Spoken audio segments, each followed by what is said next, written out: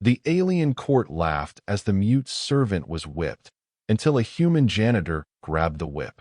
Before we dive into this story, drop a quick hi in the comments and tell me where you're watching from. It really helps support the channel. Space Station Zenith orbited the gas giant Taurus for like a jewel in the void. Its gleaming spires and vast habitation rings home to thousands of different species from across the galactic conclave. It was here, in this grand melting pot of interstellar diplomacy and trade, that Logan Hayes pushed his cleaning cart down the polished corridors of the diplomatic sector, his worn blue uniform marking him as just another human service worker, invisible to the important aliens who strode past without a glance. Logan had been working on Zenith for 3 years now. The pay was decent enough to send credits back to his family on Earth, and the station offered better opportunities than the mining colonies where most humans ended up.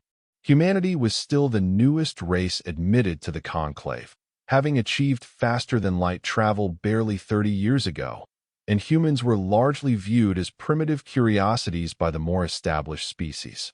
The cleaning cart squeaked as Logan guided it toward the Obsidian Hall, where the Draconis delegation was hosting a formal reception. The Draconis were among the oldest and most powerful species in the conclave, tall, reptilian beings with iridescent scales and elaborate crests that signified their caste and rank.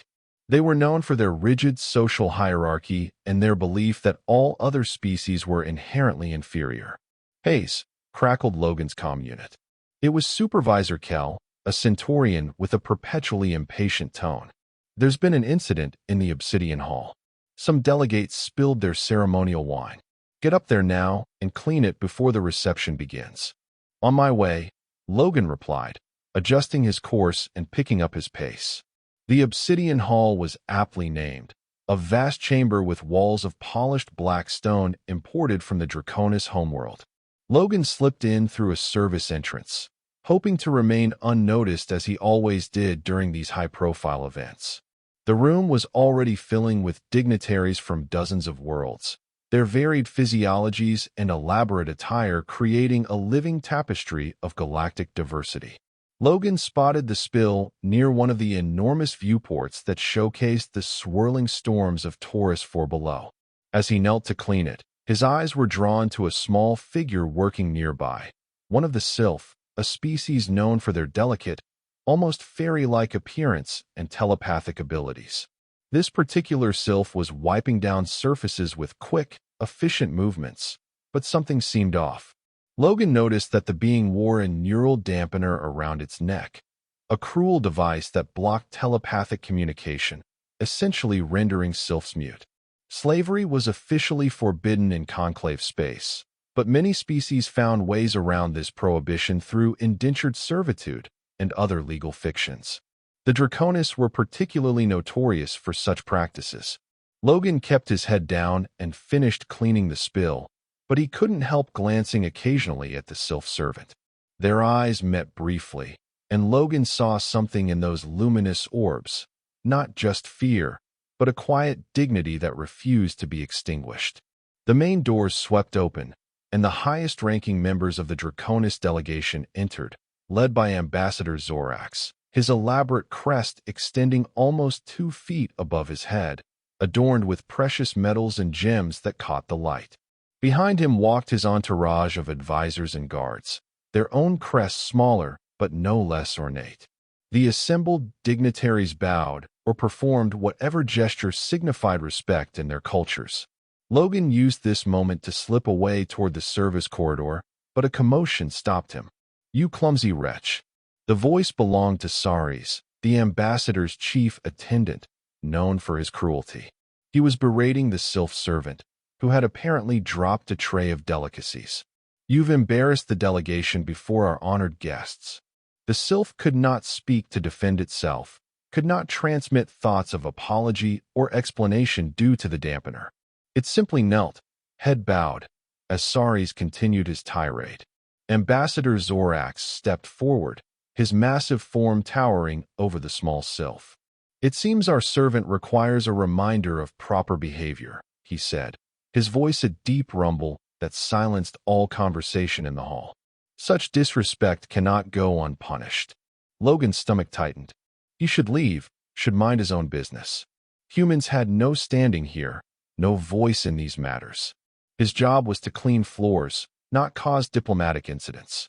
A guard approached, carrying a ceremonial whip, a symbol of authority in Draconis culture. The assembled aliens formed a circle, many with expressions of anticipation. Public discipline was considered entertainment among certain species. The first lash fell across the sylph's back, causing the delicate being to shudder. No sound could escape. No telepathic cry for mercy could penetrate the dampener. A second lash, and then a third. The Draconis delegates nodded in approval, while members of other species watched with varying degrees of interest or discomfort. Some laughed openly, a harsh, alien sound that echoed through the chamber. Logan felt something building inside him, a pressure behind his ribs, a heat in his throat. He thought of his sister back on Earth, born without the ability to speak, and how fiercely he had protected her from those who would mock or mistreat her for her difference. Before he realized what he was doing, Logan had crossed the circle.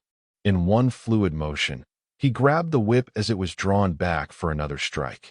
"That's enough," he said, his voice steady despite the hammering of his heart. The room fell silent, all eyes turning to the human janitor who dared interfere. Ambassador Zorax's crest flared in shock and outrage. "What is the meaning of this?" the ambassador demanded, his scaled face contorting. "Who are you to interrupt a disciplinary action?" Logan held the whip firmly, feeling the eyes of hundreds of aliens upon him. He had crossed a line that could not be uncrossed. In that moment, he made a choice. "I'm Logan Hayes," he said clearly. "And this isn't discipline, it's cruelty."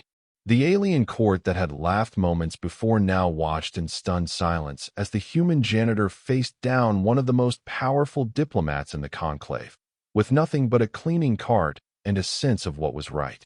None of them could have predicted what would happen next, nor how this single act would ripple across the stars, changing the course of interstellar relations forever. The silence in the obsidian hall was absolute, as if the vast chamber itself held its breath. Ambassador Zorax's crest expanded to its full intimidating size, the scales along his neck shifting from green to a threatening crimson. "You dare," he hissed, each word dripping with venom. "You dare touch the ceremonial whip of House Zorax? You, a primitive from a backwater world." Logan didn't release his grip on the whip. His mind raced through possible outcomes, none of them good. Interfering with the cultural practices of a senior conclave race could result in immediate termination at best, criminal charges at worst.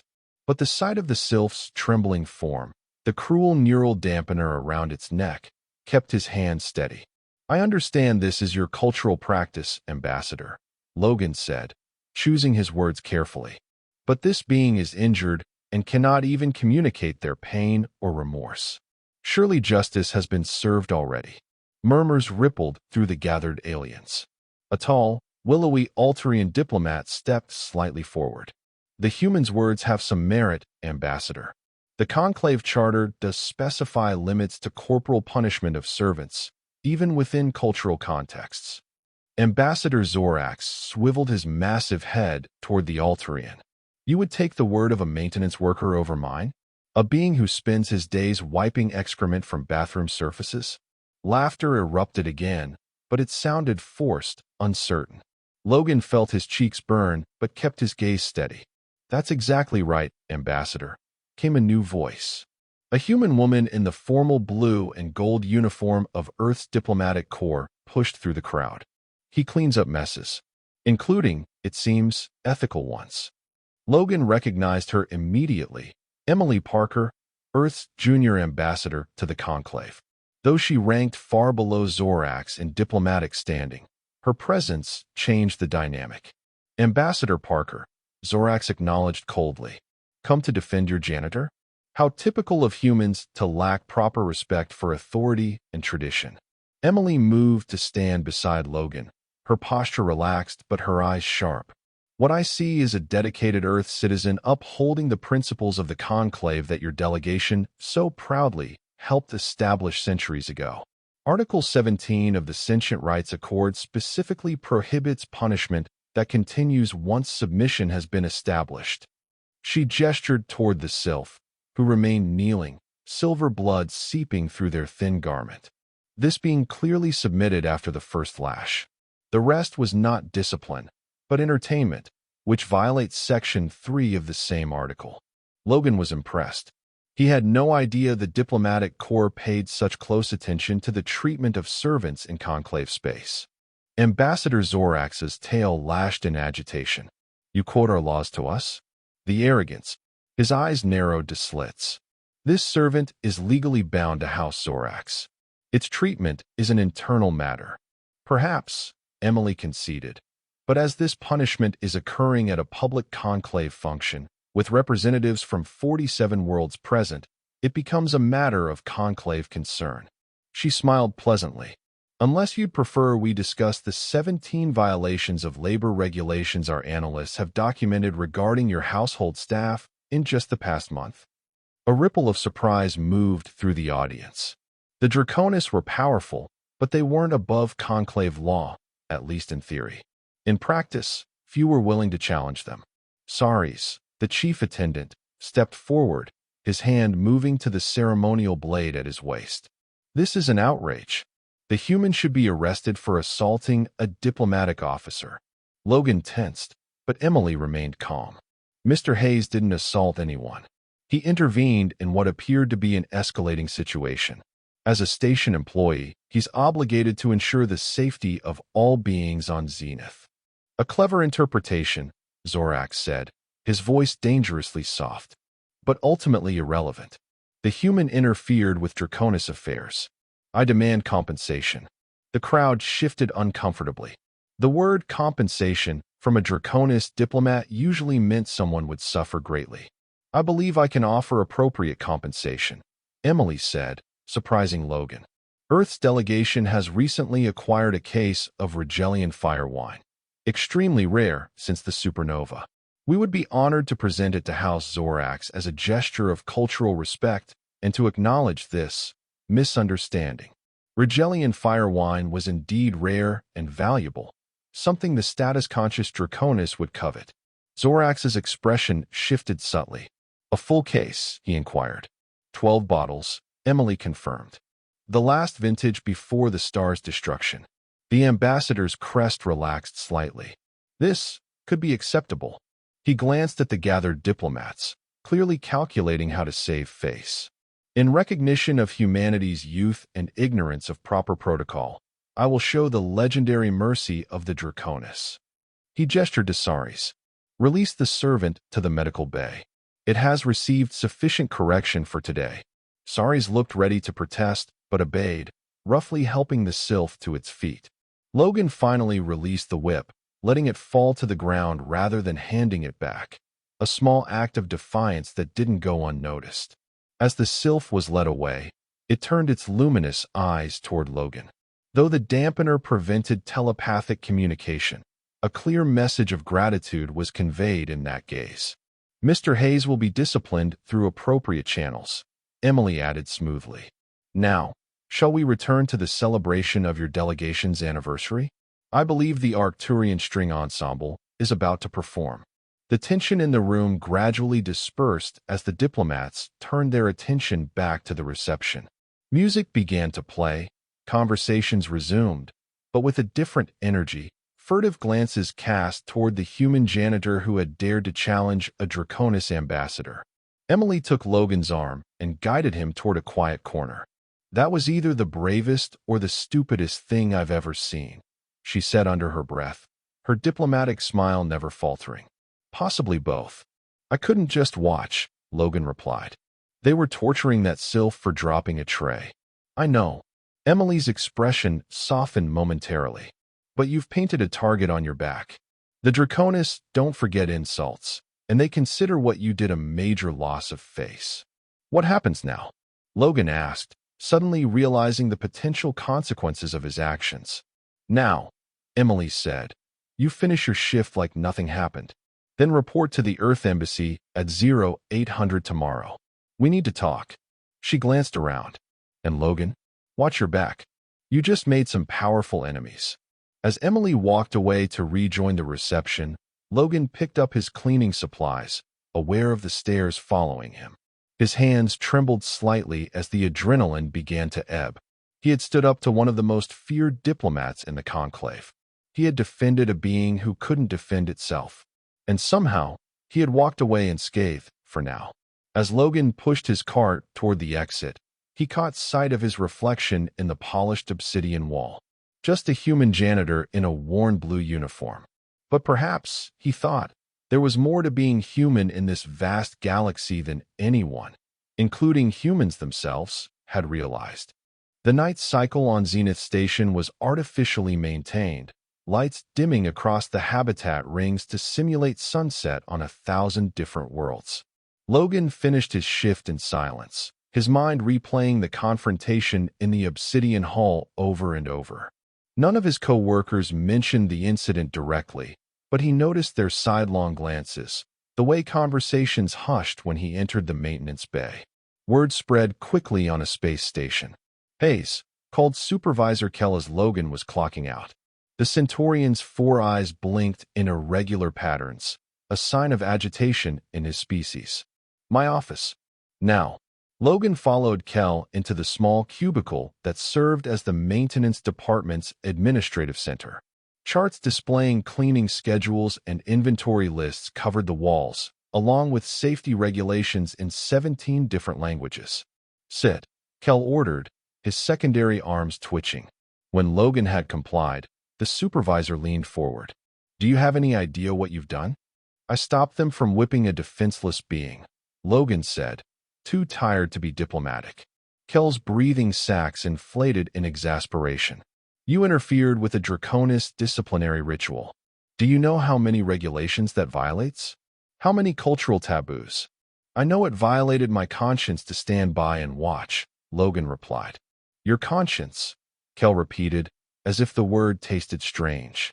"Your human conscience has caused a diplomatic incident that could have repercussions for every maintenance worker on this station. The Draconis delegation is demanding your termination." Logan felt a cold weight settle in his stomach. Being fired meant losing his work visa. Losing his visa meant deportation back to Earth, where jobs were scarce and his family depended on his salary. Ambassador Parker intervened, he said. "She offered them compensation." "Yes, she did," Kell acknowledged, his tone softening slightly. "Which is the only reason you're still here. But make no mistake, Hayes, you're on thin ice. One more incident, one more violation, and not even Earth's diplomats will be able to save your position." Logan nodded, accepting the rebuke. "I understand. Do you?" Kell's secondary eyes narrowed. "The Draconis have long memories and longer reach. You've made enemies who could crush you without thought." He sighed, a whistling sound through his breathing tubes. "Go home, Hayes. Report back for your regular shift tomorrow, and stay away from the diplomatic sector for a while." Logan stood to leave, but Kell stopped him with a gesture. "One more thing," the Centaurian said, voice lowered. "What you did was reckless and insubordinate." A pause. It was also correct. The sylph did not deserve such treatment. His 4 eyes blinked in sequence, a gesture of respect in Centaurian culture. Just don't make a habit of being heroic. Maintenance workers aren't paid enough for that. Surprised by this unexpected support, Logan nodded gratefully and left the office. The workers' residential ring was 5 levels down from the diplomatic sector, a cramped but functional area where service staff from dozens of worlds lived in close quarters. Logan's apartment was small even by station standards, a single room with a fold-down bed, minimal cooking facilities, and a tiny bathroom. But the viewport offered a stunning view of Taurus IV's swirling storms, and tonight, Logan stood watching the planet's atmospheric light shows as he tried to process the day's events. His comm unit buzzed with an incoming message. Expecting reprimands from station administration, he was surprised to see dozens of messages from other humans on the station. Word had spread about his confrontation with Ambassador Zorax, and the reactions were overwhelmingly supportive. About time someone stood up to those scaled tyrants. "Proud to share a species with you, Hayes. Drinks on me at Murphy's Pub when you're off shift." Logan smiled despite his exhaustion. Then a final message appeared from an anonymous sender. The one you helped wishes to express gratitude. Garden Dome 7. Midnight. Logan checked the time, 23:17. He had barely 40 minutes. Was this a trap? The Draconis were known for arranging accidents for those who crossed them. But something told him this was genuine. After a quick sonic shower, Logan changed into civilian clothes and made his way to Garden Dome 7, one of the smaller recreational areas on the station. During day cycles, it was a popular spot for picnics and relaxation, but at this hour, it was nearly deserted. The dome's artificial sky displayed a recreation of Earth's night sky, complete with twinkling stars and a holographic moon. Logan followed a winding path through cultivated earth flora, maple trees, rose bushes, and patches of tall grass that swayed in the artificial breeze. Near the center of the dome stood a small gazebo surrounded by luminescent flowers that glowed with soft blue light. As Logan approached, he saw a slender figure waiting inside, not the sylph from the reception, but another being of the same species. This one wore no neural dampener, and as Logan drew closer, he felt a gentle presence touch his mind. "Greetings, Logan Hayes." The sylph communicated directly into his thoughts. "I am Alara. Thank you for coming." "How do you know my name?" Logan asked aloud, still uncomfortable with telepathic communication. "All of Zenith knows your name now," came the reply, tinged with amusement. "The human who defied Ambassador Zorax and lived to tell the tale." Logan sat on a bench opposite the sylph. Up close, their species was even more striking. Skin like polished opal, eyes large and filled with swirling colors that shifted with their emotions. "The servant from the reception," Logan said. "Are they all right?" Alara's eyes darkened slightly. "Thales is recovering in our community's healing chamber. The physical wounds will heal quickly. The humiliation will take longer to fade." "I'm sorry I couldn't do more," Logan said honestly. "You risked much for one you did not know," Alara responded. "Our kind are not accustomed to such actions from other species. Most see us as curiosities at best, tools at worst." "The neural dampener," Logan said. "Is that legal under Conclave law?" Alara's gaze dropped. "There are exceptions. For those bound in service contracts. The Draconis claim our telepathic abilities make them uncomfortable, that dampeners are necessary for their security." A pause. "In truth, they fear what we might learn from their unguarded thoughts. And they enjoy the power of silencing those who communicate through the mind." "That's barbaric," Logan said. "Many practices tolerated in conclave space would seem so to humans," Alara replied. "Your species is young, still holding ideals the older races have abandoned as impractical." Logan leaned forward. "Why did you want to meet me?" Alara's form seemed to shimmer slightly. "To warn you. And to thank you." The telepathic voice grew more urgent. "The Draconis will not forget what you did. Already they speak of making an example of you." Ambassador Parker intervened, Logan said. "Offered them compensation. A temporary solution," Alara countered. "Zorax accepted to save face publicly, but privately, he rages. A human servant humiliated him before the conclave. Such an insult demands response in their culture." Logan felt a chill that had nothing to do with the dome's temperature. "What should I do?" "Be vigilant," Alara advised. "Travel public corridors, stay in groups when possible." The sylph's eyes swirled with concern. "We will watch over you when we can. You have earned the gratitude of the sylph community on Zenith." "I just did what anyone would do," Logan said. Alara's telepathic response carried a sad note. "If that were true, Logan Hayes, beings like Thales would not suffer as they do throughout conclave space." A soft chime echoed through the dome, signaling that midnight had arrived and the garden would soon begin its cleaning cycle. "I must go," Alara said, rising gracefully. "But know this, your actions today have stirred something.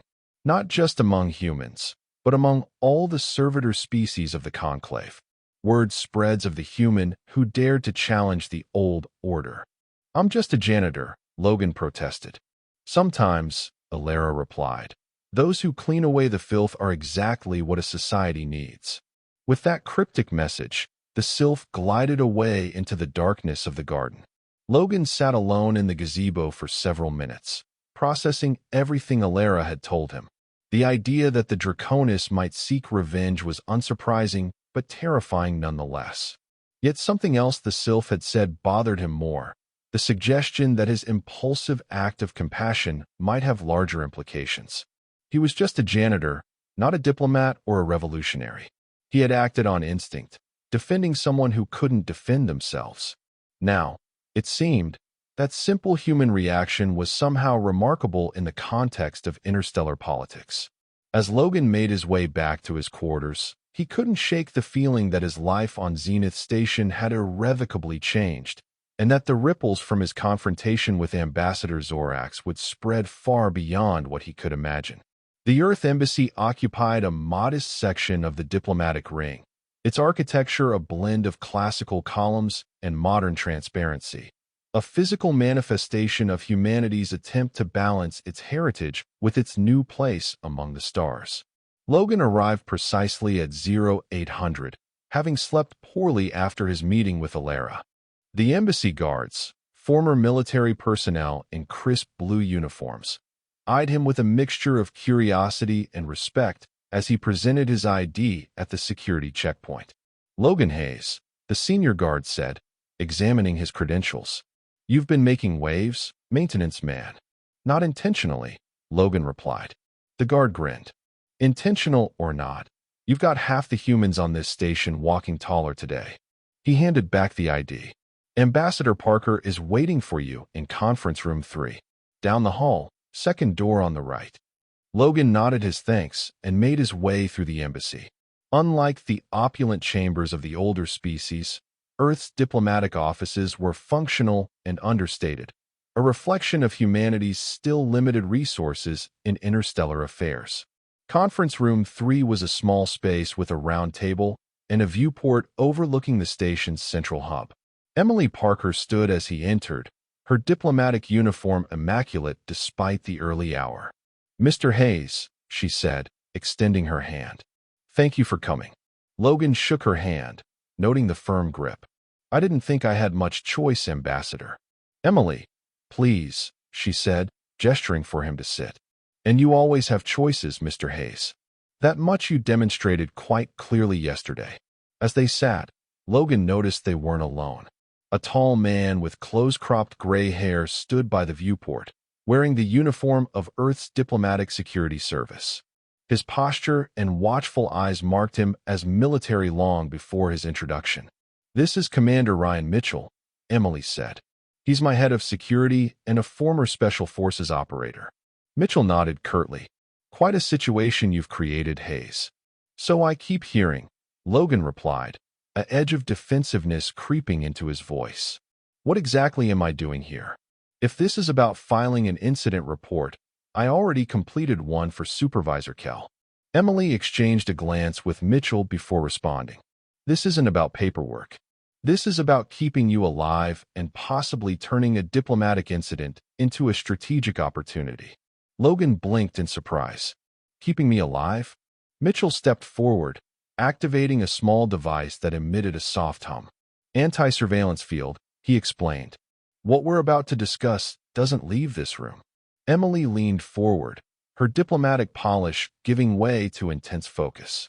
"The Draconis don't handle humiliation well, Mr. Hayes.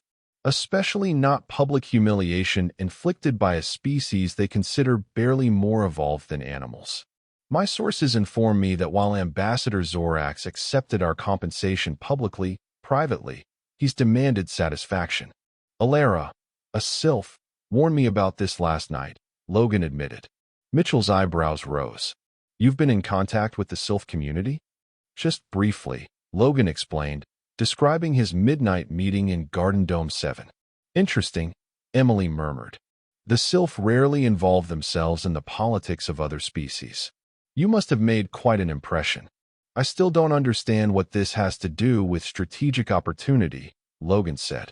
Emily sat back. "Humanity's position in the conclave is precarious at best. We're newcomers with limited technology and resources compared to the elder races. What we do have is a different perspective and different values. What Ambassador Parker is saying, Mitchell interjected, is that your little act of defiance has created ripples. The servitor species, sylphs, centaurians, Procyans, and others, are taking notice. Even some of the middle-tier powers are quietly expressing approval. For grabbing a whip? Logan asked incredulously. For demonstrating that humans won't ignore cruelty, even when it's disguised as cultural tradition, Emily clarified. The Conclave operates on a complex system of power balances, with the elder races, Draconis, Arcturians, and Nexians, maintaining their position partly through intimidation. Your actions, however small they might seem to you, challenge that system. Logan processed this information slowly. So what happens now? Now, Mitchell said grimly, we deal with the fact that the Draconis delegation likely has a bounty on your head. They can't move against you officially without creating a diplomatic crisis, but accidents happen on space stations all the time. Logan felt a cold knot form in his stomach. Are you saying I'm in danger? Significant danger, Emily confirmed. Which is why, effective immediately, you're being reassigned. Reassigned? To where? Logan asked, his mind racing. Being sent back to Earth would be financially devastating for his family. To the embassy, Emily said. Officially, you'll join our maintenance staff. Unofficially, you'll be under Commander Mitchell's protection while we determine our next steps. Logan's relief at not being deported was quickly replaced by confusion. Next steps? What exactly do you expect me to do? Emily and Mitchell exchanged another look before she answered. For now, nothing but your job. Keep your head down, stay within secure areas, and let us handle the diplomatic fallout. She paused. But there may come a time when we ask for your help in leveraging this situation to humanity's advantage. I'm not a diplomat or a spy, Logan protested. I'm just a janitor who couldn't watch someone being tortured. Exactly, Emily said with unexpected intensity. You're a janitor who acted with more moral courage than most career diplomats. That authenticity is valuable, Mr. Hayes. More valuable than you realize. Mitchell deactivated the anti-surveillance device. For now, you'll be assigned quarters here in the embassy. A security team will escort you to your current apartment to collect your belongings. What about my regular job? Logan asked. We'll inform Supervisor Kell that you've been temporarily reassigned due to security concerns, Emily explained. He'll understand. He's been on Zenith long enough to know how these games are played. As if on cue, the door opened, and two security officers entered, a man and a woman in the same blue uniforms as the guards at the entrance. Officer Blake and Officer Turner will escort you to your quarters and help you relocate, Mitchell said. From this point forward, you don't go anywhere alone. Understood. Logan nodded, the reality of his situation finally sinking in. A simple act of compassion had catapulted him into a world of interstellar intrigue he'd never imagined. As he followed the security officers out, Emily called after him. Mr. Hayes? For what it's worth, what you did yesterday embodied the best of what humanity has to offer the Conclave. Remember that. Logan thought about Emily's words as he was led through the embassy corridors. He had never considered himself an exemplar of humanity, just a regular person trying to make a living in a galaxy where humans were still finding their place. Now, it seemed, his instinctive action had unexpectedly defined that place in ways no one could have anticipated.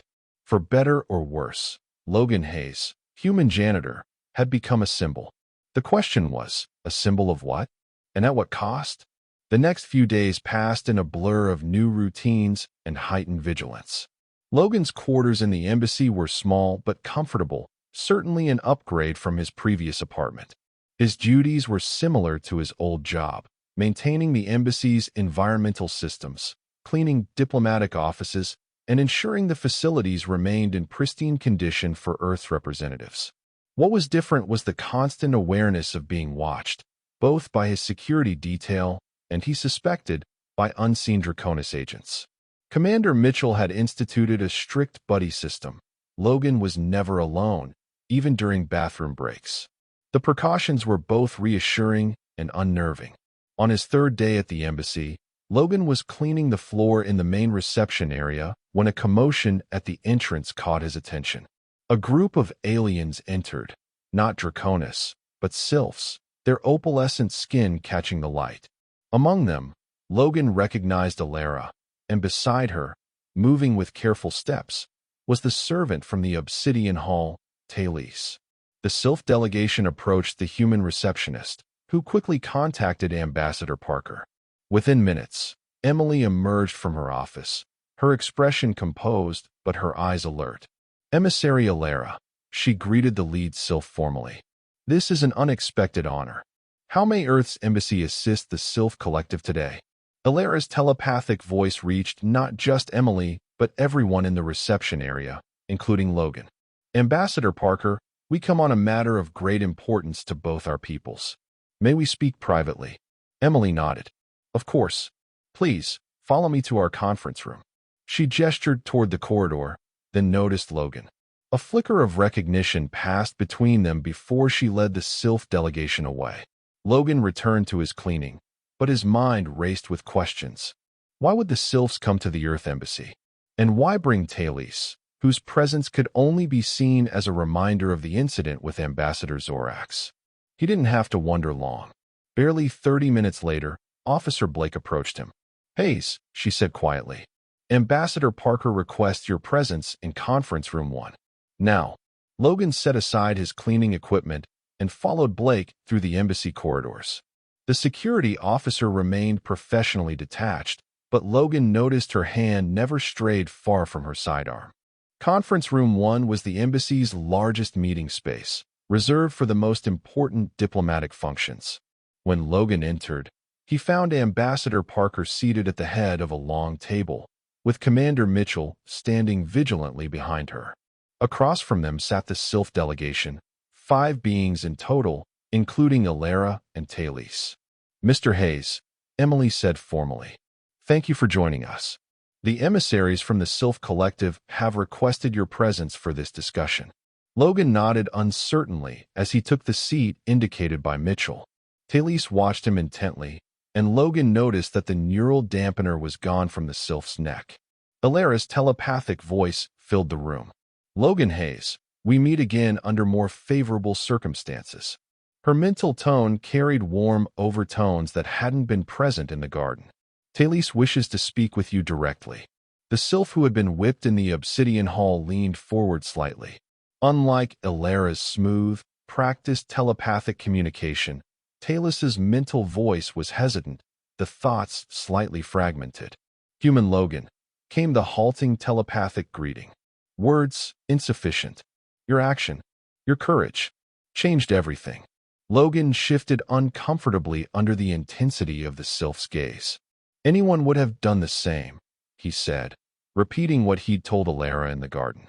A ripple of something like laughter passed through the sylph delegation, a sensation of gentle amusement rather than a sound. Not true, Talise communicated. Many watched. Only you acted. Only humans question what others accept. Emily leaned forward. Emissary Alara has informed me that your intervention has sparked considerable discussion among the servitor species of the Conclave. More than discussion, Alara corrected. A awakening. For generations, my people and others have accepted our place in the hierarchy established by the elder races.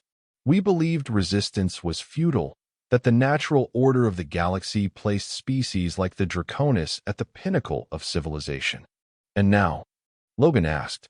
Now we question, came the simple response. If a single human maintenance worker can challenge an ambassador of House Zorax over the treatment of a servant, what else might be possible? Commander Mitchell cleared his throat. With respect, emissary, questioning the established order can be dangerous for all involved. Yes, Alara acknowledged. Which brings us to the purpose of our visit. Her telepathic voice took on a more formal quality. The Sylph Collective wishes to establish a formal alliance with Earth. Emily's diplomatic training couldn't quite hide her shock. An alliance? The Collective has maintained strict neutrality in conclave politics for centuries. Circumstances change, Alara replied. The incident in the Obsidian Hall revealed much, not just about humans, but about our own complacency. We have relied on our psychic abilities to navigate the dangers of the conclave, while accepting limitations that no free species should tolerate, such as the neural dampeners, Logan said.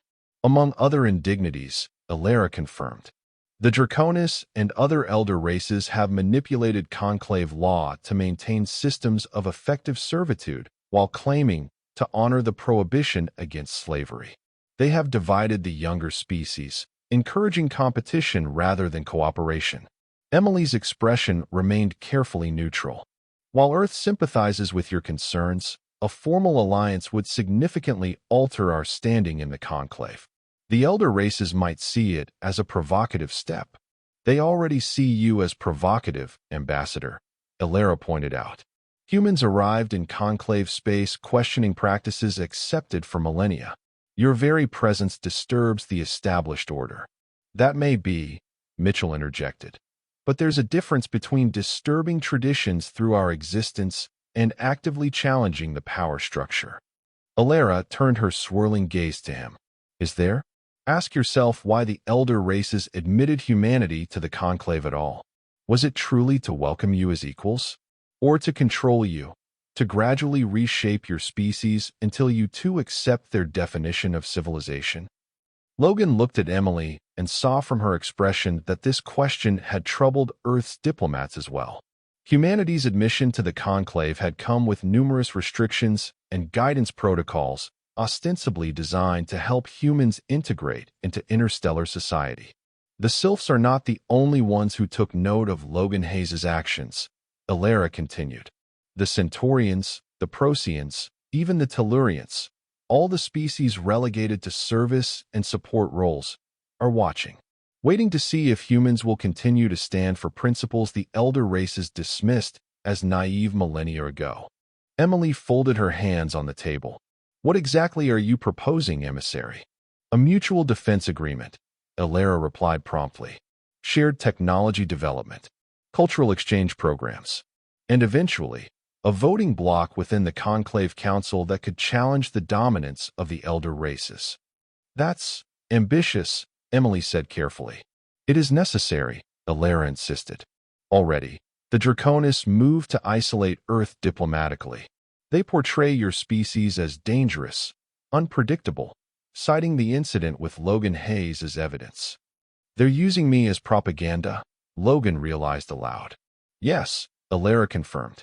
But their efforts have an unintended effect. Many species find this unpredictability appealing, a sign that perhaps the rigid hierarchy of the conclave is not as immutable as they have been led to believe. Emily glanced at Mitchell, a silent communication passing between them. We would need to consult with Earth's diplomatic council before responding to your proposal. Of course, Alara acknowledged. But while you consider, remember this. The Draconis will not forgive the insult they suffered. They will move against both humanity and those who align with you. We must be prepared. As if summoned by these words, the door to the conference room slid open, and a human diplomatic aide rushed in, her face pale. Ambassador, she said urgently, we've just received word from station security. There's been an incident involving a human maintenance worker in Habitat Ring 4. Logan felt a chill. Who? The aide glanced at him, then back to Emily. Tyler Grant. He was found unconscious, Ambassador.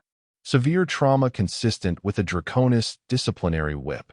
The medical team says he'll recover, but the message is clear, Emily finished grimly. She turned to Alara. It seems the Draconis are already moving against humans on the station. They chose another maintenance worker, Mitchell observed. No coincidence there. They are escalating, Alara agreed. Testing your response. If this attack goes unanswered, there will be others. Emily stood, her decision made. I'll contact Earth immediately regarding your proposal, Emissary Alara. In the meantime, I suggest we increase security for both our peoples on Zenith. Agreed, Alara responded. The Sylph turned to Logan. You acted on conscience, Logan Hayes, but you have become a symbol, whether you wished it or not. The question now is, what will humanity do with the moment you have created? As the meeting concluded and the Sylph delegation prepared to depart, Talese approached Logan, extending a slender hand in the human gesture of farewell. "Thank you." The sylph communicated directly to his mind. "For seeing me as worthy of defense." Logan took the offered hand, struck by how warm the sylph's skin felt, like touching sunlight. "Everyone is worthy of defense," he replied simply. Talese's eyes swirled with emotion. "That belief, so fundamental to you, so revolutionary to us, may reshape the conclave itself." As the sylphs departed, escorted by security officers, Logan remained in the conference room with Emily and Mitchell. "Well," Emily said, exhaling slowly, "when you grabbed that whip, did you imagine you might be starting a movement that could realign interstellar politics?" "I was just trying to stop someone from being hurt," Logan admitted. Mitchell studied him thoughtfully. "Sometimes the most significant changes begin with the simplest human instincts, Hayes. Compassion, fairness, the unwillingness to watch suffering and do nothing." "What happens now?" Logan asked, echoing his question from days earlier, though now with a deeper understanding of the stakes. "Now," Emily said, her voice taking on a steely quality, "we show the conclave that humanity will not be intimidated, and that we protect our own." She turned to Mitchell. "Commander, I want security doubled for all human personnel on the station. Coordinate with friendly species for additional support." "Already on it," Mitchell confirmed. "And Hayes?" "Mr. Hayes will continue his duties at the embassy," Emily decided, "but perhaps with some additional responsibilities. If he's willing." Logan met her gaze. "What kind of responsibilities?" "You've become a symbol to the servitor species," Emily explained. "A living example that the established order can be challenged. We need to leverage that carefully." "You want to use me as a diplomat?" Logan asked incredulously. Emily smiled. "Not exactly. You're more valuable as what you are, a human who acted on principle rather than protocol. We just need to ensure your story spreads in the right way, to the right audiences." "Propaganda," Logan said flatly. "Inspiration," Emily corrected. "There's a difference." Logan thought about Tyler Grant, attacked simply for being a human maintenance worker. About Talese and countless others subjected to disciplinary abuse throughout conclave space. About his sister back on Earth, who had faced discrimination all her life for being different. "I'm in," he said finally. "Whatever helps ensure what happened to Talese doesn't happen to others." Emily nodded, satisfaction evident in her expression. "Good. We'll start tomorrow." She stood. "For now, get some rest. I suspect things will move quickly from here." As Logan left the conference room, escorted by Officer Blake, he reflected on the strange path his life had taken. 3 days ago, he had been just another invisible worker in the vast machinery of Zenith Station. Now, his impulsive act of compassion had somehow placed him at the center of a potential realignment of interstellar power. The simple humanity that had driven him to grab the whip, the inability to watch suffering without acting, was apparently more radical, more revolutionary than he could have possibly imagined in a galaxy where such impulses had been systematically suppressed by the dominant powers. Logan Hayes, human janitor, had inadvertently challenged the foundation of the conclave's hierarchy. And now, it seemed, that challenge would be answered, one way or another. Word of Tyler Grant's attacks spread rapidly through Zenith Station, creating a wave of fear and anger among the human population. The official statement from station security labeled it a random assault by unknown perpetrators, but no one believed that fiction, least of all the humans who worked in maintenance, food service, and other support roles. Logan spent the next week in a flurry of activity that took him far beyond his usual cleaning duties. Under Emily's guidance, he met with representatives from various servitor species, Centaurians, Proteans, Tellurians, and others, sharing his perspective on the incident in the Obsidian Hall. These meetings were kept quiet, conducted in secured rooms within the Earth Embassy or in carefully selected neutral locations throughout the station. Each conversation followed a similar pattern. Initial skepticism that a mere maintenance worker could have defied a Draconis ambassador, followed by growing interest as Logan recounted his spontaneous decision to intervene. culminating in thoughtful discussion about what his actions might mean for interspecies relations within the conclave.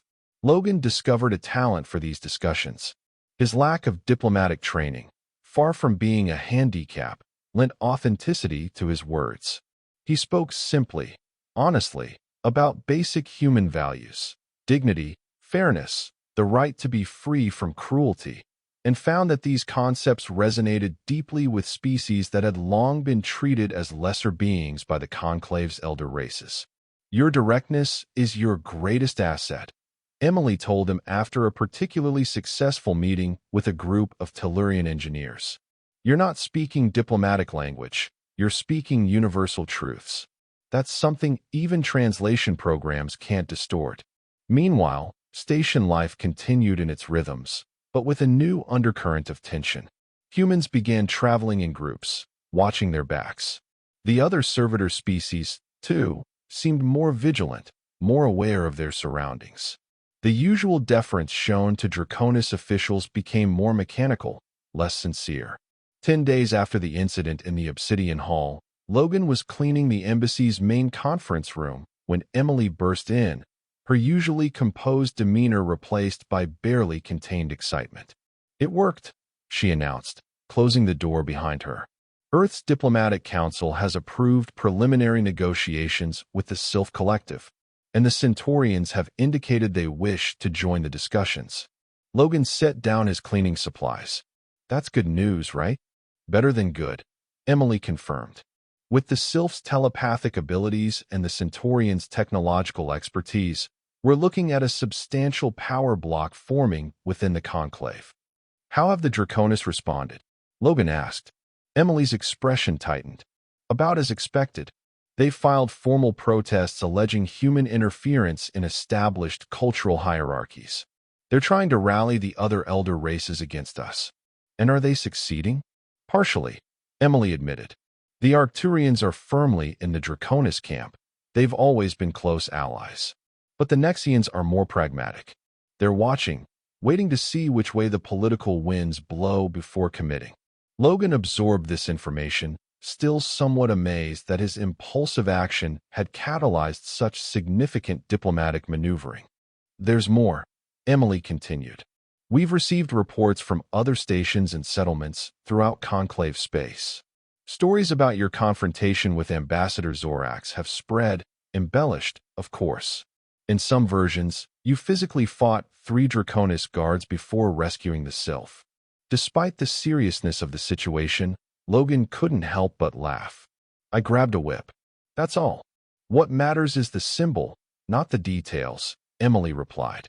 "You've become something of a folk hero among the servitor species. The human janitor who defied the Draconis. It's a powerful narrative. A dangerous one," came Commander Mitchell's voice as he entered the conference room. His expression was grim. "Ambassador, we have a situation. The Draconis delegation has just filed formal charges against Hayes with the station judiciary. They're demanding he be remanded to their custody for trial under Draconis law." The weight of Mitchell's words hit Logan like a physical blow. "They can do that. They're claiming jurisdiction under Section 47 of the Conclave Charter," Mitchell explained. "Since the incident occurred during an official Draconis diplomatic function, they argue it falls under their legal purview." "That's absurd," Emily protested. "Hayes is an Earth citizen. He falls under our legal protection. The station judiciary has called an emergency hearing," Mitchell continued. "Tomorrow at 0900 in the Hall of Judgment. They've requested Hayes's presence." Emily's mind was clearly racing through options. "We'll fight this, of course. I'll contact our legal team immediately." She turned to Logan. "Don't worry. The judiciary won't simply hand you over to the Draconis." "And if they do?" Logan asked, voicing the fear that had suddenly gripped him. Mitchell's hand moved to rest on his sidearm. "Then we have contingency plans. Earth doesn't abandon its citizens, especially not now, with so much at stake politically." The rest of the day passed in a blur of preparations. Logan met with the embassy's legal counsel, a stern woman named Julia Clark who peppered him with questions about every detail of the incident in the Obsidian Hall. Emily coordinated with Earth's diplomatic headquarters and reached out to potential allies among the conclave species. Mitchell and his security team ran drills for various scenarios, including what Logan darkly suspected were evacuation plans if things went badly at the hearing. That evening, unable to sleep despite exhaustion, Logan stood at the viewport in his embassy quarters, staring out at the vast expanse of stars. Somewhere out there was Earth, still his home, though it felt increasingly distant as events on Zenith Station pulled him deeper into interstellar politics. His comm unit chimed with an incoming message, not text, but a request for direct communication. The sender code identified it as coming from Alara of the Sylph Collective. When Logan accepted the communication, he felt the now familiar gentle touch of Sylph telepathy in his mind. "Logan Hayes," came Alara's mental voice, clear despite the distance between them. "We have learned of the Draconis legal maneuver. The Collective wishes you to know we stand with you." "Thank you," Logan replied, speaking aloud though he knew Alara could perceive his thoughts directly. "Ambassador Parker believes we can fight this legally." "Perhaps," Alara acknowledged. "But you should understand what truly drives this action. The Draconis seek not justice, but the restoration of the hierarchy you challenged. Your punishment would serve as warning to others who might question their authority." "I'm beginning to understand that," Logan said. "There is something else you should know," Alara continued. "Since your intervention, 17 sylphs have been freed from neural dampeners throughout conclave space. Servants who found the courage to remove their restraints, inspired by the knowledge that a human janitor stood against cruelty." Logan felt a surge of emotion, pride, humility, and a sense of responsibility he'd never experienced before. "I didn't mean to start a revolution. The greatest changes often begin unintentionally," Alara observed. "A simple act of compassion, genuine and unplanned, can resonate more powerfully than 1,000 calculated political maneuvers." "What happens at tomorrow's hearing?" Logan asked. "That," Alara replied, "depends on many factors. But know this, Logan Hayes, you will not stand alone." With those enigmatic words, the telepathic connection faded, leaving Logan to wonder what Alara meant. As he finally lay down to sleep, his dreams were troubled by images of whips, scales, and the vast, uncaring void of space. The Hall of Judgment occupied a central position on Zenith Station, its architecture designed to inspire awe and respect for conclave law. Massive columns of polished stone supported a domed ceiling adorned with symbols representing justice from dozens of different cultures. The chamber itself was arranged in concentric circles, the innermost for the accused and their representatives, the next for the judicial panel, and outer rings for witnesses, interested parties, and observers. Logan entered flanked by Emily Parker and Julia Clark, with Commander Mitchell and his security team following close behind. Despite the formal suit provided by the embassy, far more elegant than anything Logan had ever worn, he felt exposed, vulnerable. The eyes of hundreds of beings from across the conclave followed his progress to the center of the hall. Across the circular floor stood the Draconis delegation, Ambassador Zorax at their center, his crest fully extended in a display of dominance. Beside him, Saris watched Logan with undisguised hatred. The judicial panel consisted of 5 beings, each representing a different tier of conclave society. An Arcturian for the elder races, a Nexian for the middle powers, a Tellurian for the technologists, a Procyon for the traders, and a Centaurian for the servitor species. Each wore the formal black robes of conclave justice, their faces carefully neutral as the proceedings began. "This special session of the Zenith Station Judiciary is now in progress," announced the Arcturian judge, his melodious voice amplified throughout the chamber. "We gather to determine jurisdiction in the matter of Ambassador Zorax of House Draconis versus Logan Hayes of Earth." Julia Clark stepped forward. "Honored judges, Earth formally protests these proceedings. The alleged incident occurred during a public reception attended by representatives from 47 worlds. This clearly places it under station jurisdiction, not Draconis law. The Draconis legal representative, a sleek female with silver-edged scales, countered immediately. The reception was hosted by the Draconis delegation to celebrate a Draconis cultural milestone. The human interfered with a cultural disciplinary ritual, violating not just protocol, but sacred tradition. This places the offense squarely under Draconis jurisdiction according to Section 47, Paragraph 3 of the Conclave Charter. For the next hour, legal arguments flew back and forth, dense with citations of precedent and regulation. Logan found it increasingly difficult to follow the technical aspects, though the stakes remained crystal clear. If the Draconis won, he would be subject to their justice system, notorious for its harsh treatment of offenders who challenged authority. As the debate continued, Logan became aware of movement in the observer rings. Sylphs were entering, dozens of them, taking positions throughout the chamber. Then came Centaurians, Tellurians, Proteans, representatives from all the servitor species, filling the Hall of Judgment in numbers Logan had never seen gathered before. Among them, he spotted human faces, maintenance workers, food service staff, medical assistants, the support personnel who kept Zenith Station functioning but rarely participated in conclave proceedings. Tyler Grant was there, his face still showing bruises from his attack, standing proudly among a group of human technicians. The judges noticed this unusual attendance as well. The Centaurian judge leaned forward, studying the gathering crowd with all four eyes. The Arcturian judge appeared distinctly uncomfortable. The court will now hear final arguments before retiring to deliberate, the Nexian judge announced. Draconis representative, you may proceed. The silver-scaled Draconis lawyer rose gracefully. Honored judges, the matter before you is simple. The human Logan Hayes physically interfered with Ambassador Zorax during the performance of a cultural ritual central to Draconis society. Such interference cannot be judged fairly by those who do not understand the depth of this transgression. Only Draconis law can properly address this offense and provide appropriate justice. Julia Clark stood next.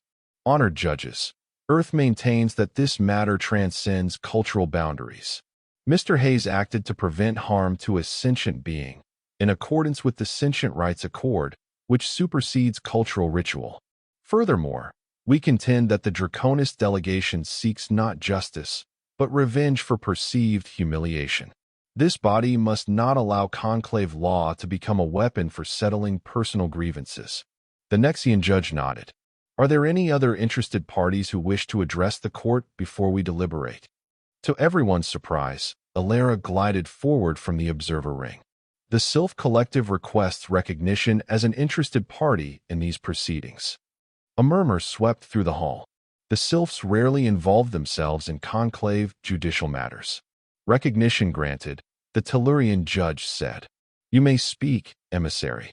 Alara's telepathic voice reached not just the judges, but everyone in the chamber, a demonstration of Sylph power rarely witnessed in public settings. Honored judges, the Sylph Collective submits that this case is about more than jurisdiction. It is about the future of the conclave itself. Alara's mental voice was calm, but carried undeniable authority. For too long, the elder races have used cultural tradition to shield practices that violate the spirit of our union. The human Logan Hayes acted not from diplomatic calculation, but from moral instinct, the belief that cruelty is wrong, regardless of who inflicts it or who suffers. The Arcturian judge shifted uncomfortably. Emissary, this court must focus on the legal question of jurisdiction, not philosophical matters. With respect, Judge, Alara continued, the legal question cannot be separated from the philosophical one. If you remand Logan Hayes to Draconis custody, you send a message to all servitor species that the Conclave's commitment to sentient rights ends where cultural tradition begins. Before the judges could respond, another figure moved forward, a Centaurian maintenance supervisor whom Logan recognized immediately. Supervisor Kell requests recognition, the Centaurian announced formally. The judges exchanged glances before the Centaurian judge nodded. Recognition granted, though this is most unusual. Kell's four eyes blinked in sequence before he spoke. Honored judges, I speak not just for myself, but for the Maintenance Guild of Zenith Station, a body comprising workers from 17 different species. This was news to Logan. He had never heard of such a guild. The guild wishes to submit that service workers throughout Conclave space are watching these proceedings with great interest, Kel continued. The treatment of the Sylph servant in the Obsidian Hall was not an isolated incident, but representative of conditions faced by many. Logan Hayes acted, as any moral being should. To punish him for this would be to declare that the Conclave values hierarchy over compassion, power over justice. Ambassador Zorax surged to his feet, his crest flaring crimson with rage. This is outrageous. The court is being manipulated by servitor species with no standing in this matter. The Draconis representative will compose himself, the Nexian judge warned. All recognized parties have the right to speak. As if Kel's intervention had broken a dam, others began coming forward, a Procyon trader, a Tellurian engineer, and finally, Tyler Grant himself, still bearing the marks of his attack. Honored judges, Grant said, his voice steady despite his obvious nervousness.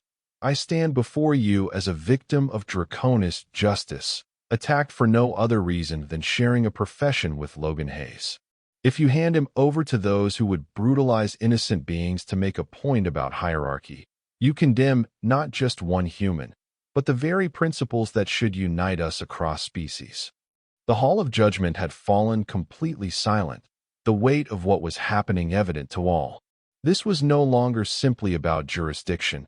It had become a referendum on the Conclave's future, on whether the established order would bend or break in the face of changing values. The Nexian judge conferred briefly with his colleagues before addressing the chamber. In light of the unusual nature of these proceedings, the court will extend its deliberation period. We will reconvene tomorrow at this same time. Until then, Logan Hayes remains under the protection of Earth's embassy. As the judges filed out, the hall erupted in conversation. Logan found himself surrounded by Emily, Mitchell, and the legal team, all speaking at once about the unprecedented turn of events. This has moved beyond a simple jurisdiction question, Emily observed, her expression a mix of concern and excitement. The servitor species are using this case as a rallying point. Is that good or bad for me? Logan asked. Both, Mitchell replied grimly. It means you have more allies than we anticipated, but it also raises the stakes. The Draconis can't afford to lose now. It would undermine their authority throughout the Conclave. As they made their way toward the exit, Logan found his path blocked by Ambassador Zorax himself, who had maneuvered to intercept them. The Draconis loomed over Logan, his scaled face unreadable to human eyes. Human, Zorax said, his voice pitched low enough that only those nearby could hear. You have caused remarkable disruption for a being of your limited stature. Know this, whatever these proceedings decide, House Zorax does not forget insults. Your lifespan may be brief by our standards, but it can be made briefer still. Before anyone could respond to this clear threat, a telepathic voice cut through the tension. Alara had approached silently, flanked by several other sylphs. Ambassador Zorax, her mental voice was coolness itself, threatening a being under diplomatic protection violates Section 12 of the Diplomatic Code. Perhaps you wish me to report this to the judges? Zorax's crest flattened slightly, a sign of caution, if not retreat. Merely stating historical fact, emissary. House Zorax has existed for 12 millennia. We have perspective on such matters. And yet, Alara observed, it was shaken by the actions of a single human janitor. Perhaps 12 millennia of unchallenged authority has left House Zorax more fragile than it appears. The Draconis ambassador's eyes narrowed to slits, but he offered no reply, instead turning with deliberate slowness and rejoining his delegation. Once Zorax was out of earshot, Logan turned to Alara. Thank you for your intervention, both now and in the court. No thanks are necessary, she replied. The Sylph Collective has made its choice. We stand with Earth and with all who challenge the old hierarchies. What happens tomorrow? Emily asked. The judges seemed swayed by the presentations, but the legal argument for Draconis jurisdiction is technically sound. Alara's eyes swirled with complex emotions. The judges face a difficult choice. Rule for the Draconis, and they risk unrest among the servitor species. Rule against them, and they challenge centuries of precedent favoring the elder races. So my fate depends on interstellar politics, Logan said, not bothering to hide his bitterness. It always did, Mitchell pointed out. From the moment you grabbed that whip. Alara's telepathic touch carried a sensation of reassurance. Take heart, Logan Hayes. You are not alone in this struggle. What began as one human's compassion has ignited something long dormant in conclave space. The courage to question whether power and age should determine a being's worth.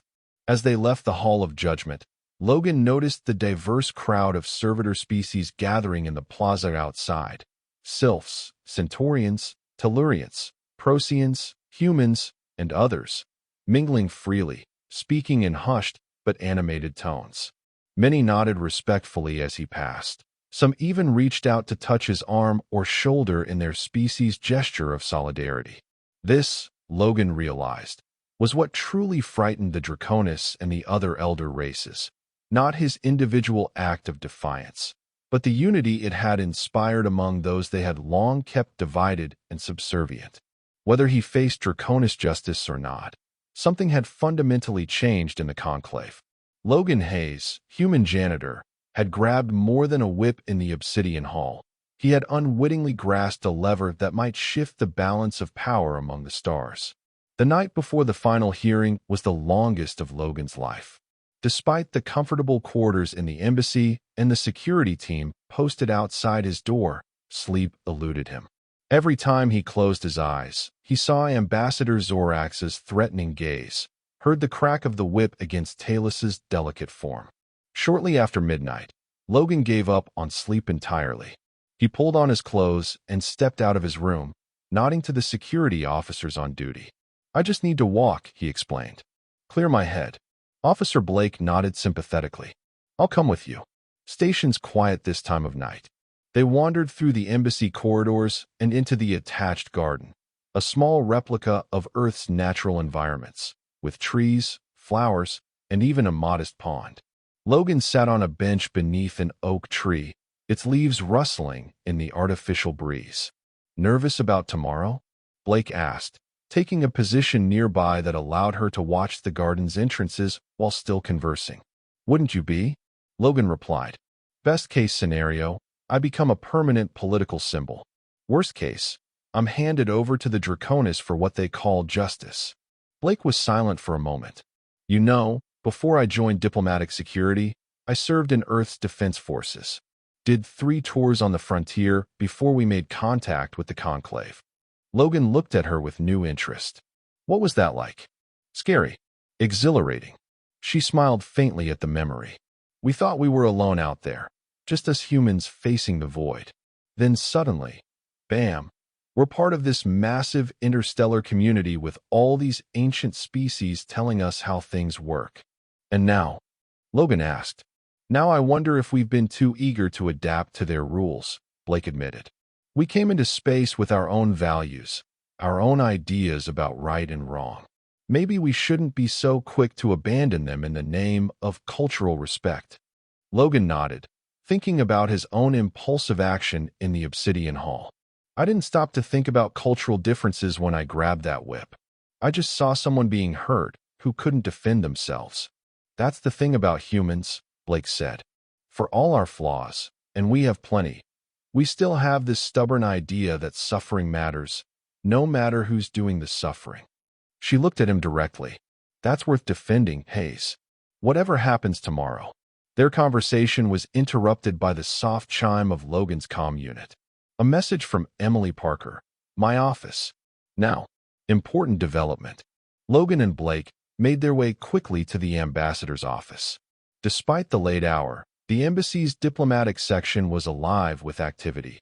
Aides rushing between rooms, communication consoles active, security personnel on high alert. Emily Parker sat behind her desk, looking exhausted but animated. Commander Mitchell stood nearby, reviewing data on a tablet. Both looked up as Logan entered. "Sorry to wake you," Emily said, though she could clearly see he hadn't been sleeping. But this couldn't wait. "What's happened?" Logan asked, taking a seat across from her. Emily pushed a data pad across the desk. Statements of support. From 27 species across conclave space. Most of them servitor races, but a few middle powers as well. All calling for the judiciary to reject draconist jurisdiction in your case. Logan scrolled through the list, recognizing some species names, but not others. "What does this mean for tomorrow?" "It means the case has become even more significant than we anticipated," Emily explained. "This isn't just about you anymore, Logan. It's become a catalyst for long-simmering tensions within the conclave structure." Mitchell set down his tablet. "The draconists know it too. Our intelligence indicates they're calling in favors from other elder races, putting pressure on the judges." "Can they do that?" Logan asked. "Influence the judiciary?" Emily's expression was grim. "The conclave likes to present itself as a model of interstellar justice, but the reality has always been more flexible.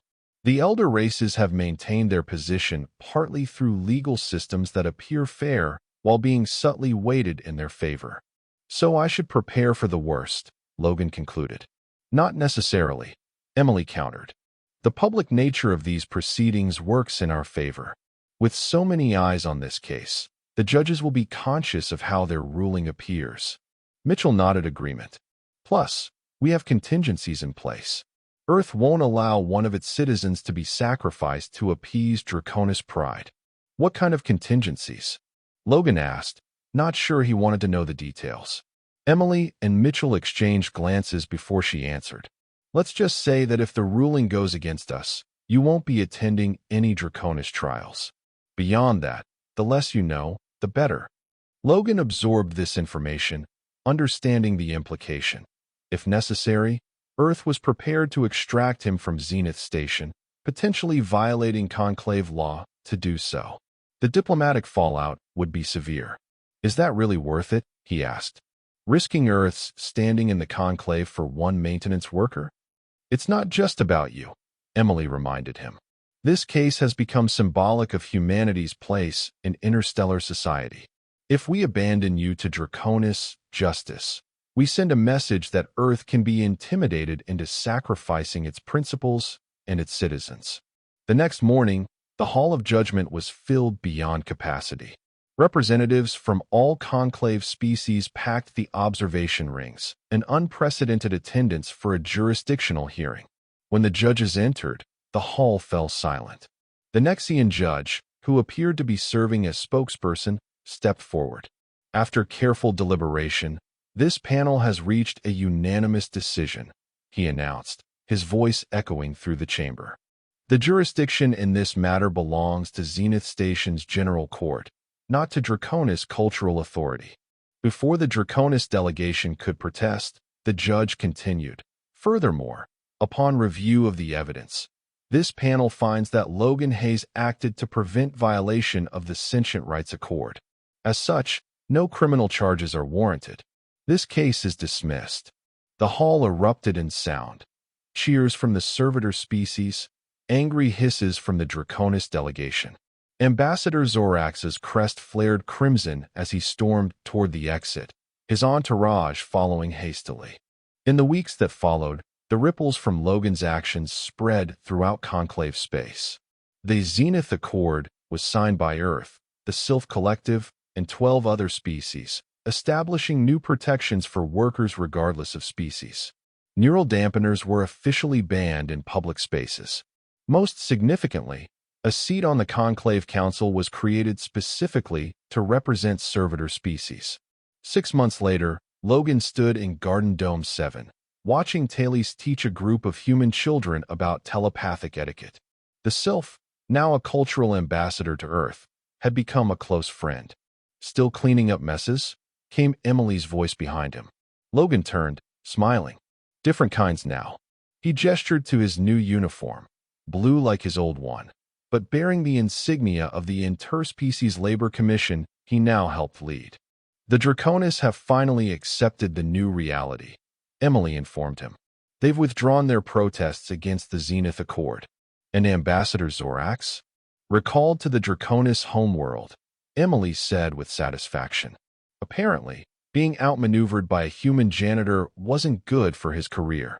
Logan watched as human and alien children played together under Talus's gentle guidance. You know what's strange? All I did was grab a whip. Everything else, the alliance, the reforms, that was already waiting to happen. People just needed to see it was possible. That's how change works, Emily replied.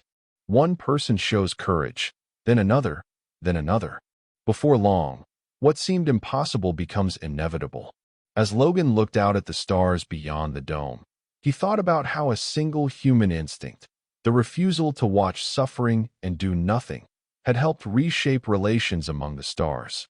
Not through grand strategy or military might, but through the simple, stubborn humanity that even the oldest species in the galaxy had somehow forgotten.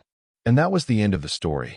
If you listened all the way to here, don't forget to leave feedback about what you thought of the story in the comments, whether positive or negative. Your feedback helps us improve. Also leave your like and subscribe to the channel for more stories like this one. And I'll leave here on the screen another video that I'm sure you'll like. Big hug, and see you in the next story.